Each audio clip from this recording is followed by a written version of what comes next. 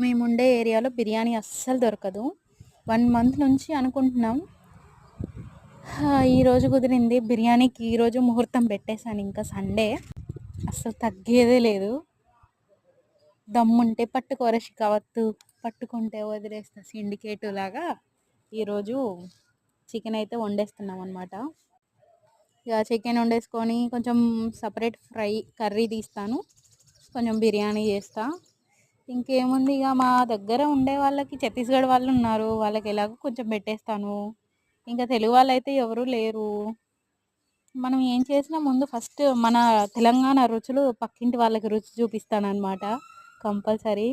ఇంకా వాళ్ళు బాగా చేస్తావు యమున, బాగుంది, సూపర్ అంటే ఇంకా మనం ఆగమన్నమాట భూమి మీద.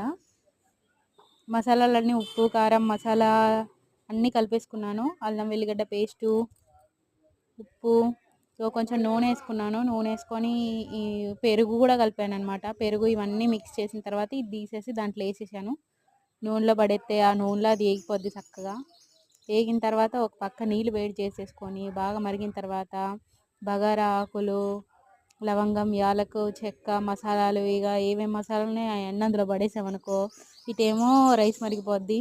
50% ఉడికిన తర్వాత ఇంకా లేయర్స్ వేసుకోవాలి.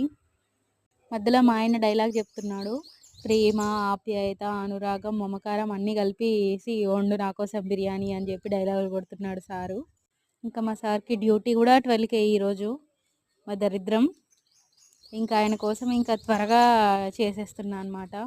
సండే కూడా నువ్వు రెస్ట్. మా ఆయనకి పాపం పొద్దున్న నా కోసం వర్కింగ్కి వెళ్ళొచ్చి మరి ఇక అలా అటో ఇటో వీలు చేసుకొని గేట్ అవతలకి వెళ్ళేసి చికెన్ అయితే తీసుకొచ్చాడనమాట.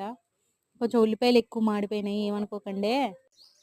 పర్లేదు, మాడినా కూడా అదే టేస్ట్. మన బిర్యానీకి మనం ఎట్లా చేసినా మన చేతితో వండితే సాలిగా టేస్ట్ ఉంటుంది. ఇక మనకి ఎట్లాగూ తెలంగాణ స్పైసీ రుచులు ఇక్కడ దొరకవు. ఇక్కడ అసలు బిర్యానీ దరిద్రంగా ఉంటుంది. మా ఆయన అప్పుడప్పుడు అంటాడు, నువ్వు బిర్యానీ పాయింట్ పెట్టవే, మస్తు నడుతుంది నీకు అని చెప్పేసి అంటాడు అనమాట. చూద్దాం, ఫ్యూచర్లో ట్రై చేద్దాంలే బిర్యానీ పాయింట్, ఏదో ఒక పాయింట్. ఇక 50% ఉడికిపోయింది. ఇంకేముంది, ఇక దమ్ వేసేసుకొని కాసేపు ఒక 10 నిమిషాలు, పావు గంట సేపు హై టు మీడియం ఫ్లేమ్, లో ఫ్లేమ్లో పెట్టేసుకుంటూ బిర్యానీ అయితే చేసేసుకున్నాను. కొంచెం ఉప్పు తక్కువైంది, నాకు యాడ్ చేసుకోవచ్చు. అది రైస్ దింపేసిన తర్వాత కూడా ఉప్పు వేసేసుకొని కలిపేసుకోవచ్చు, టేస్ట్ చూసుకోవచ్చు మనం.